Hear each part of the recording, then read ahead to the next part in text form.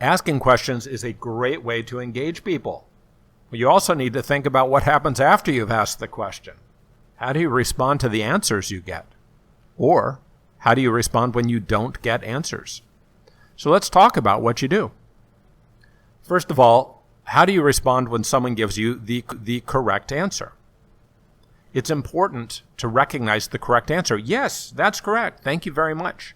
And thank them for participating.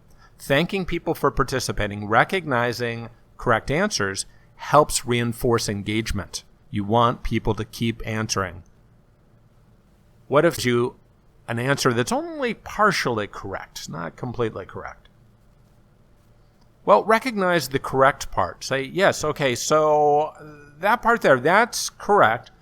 And then use something like, tell me more, to invite them to give you more of an answer or to expand and provide more information. Okay, Sue, I like what you said about answering the customer's question quickly, but could you tell me a little bit more about why that's important?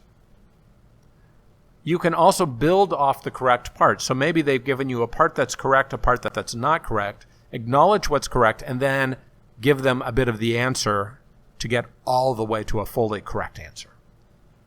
Now, what do you do if the answer they give you is just flat out wrong, totally incorrect? Again, you want to thank them for participating. Okay, yeah, Sarah, thank you. Thank you for answering that. Now, I was looking for something a little bit different. So maybe I need to rephrase the question. So rephrasing the question means that maybe you asked an unclear question, and if you ask it a little bit differently, you'll get the right answer. You also need to know that sometimes just answering the right thing to do. If people really don't know the answer, that's okay. Don't make them keep guessing. Just give them the correct answer. And what do you do if you get no answer at all? Well, we talked already about the 3P process. The pose the question, pause, and then direct the question at a particular person. You can also repeat the question. Maybe they didn't hear it clearly, so just repeat it and pause. Wait, give them a chance. You can also, again, ask a specific person, so ask a direct question. But a great technique, especially where people may not feel confident to speak up on their own, is to say, really quickly, I want you to break into pairs and discuss this for 60 seconds. And when the pairs discuss the question, then someone will feel more confident giving an answer because it's not just them, it's them and someone else who's discussed that answer. And of course, you always have the option of just giving the correct answer too many times. Try to engage people. Now, finally, there's the flip side. Not just how do you deal with answers, but how do you deal with questions?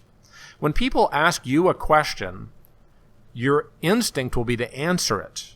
But I want you to check that instinct and start by saying, that's a great question. That's a great question. What do you think? Bounce the question back at the person who's asked it or to other people in the room and try to get different perspectives.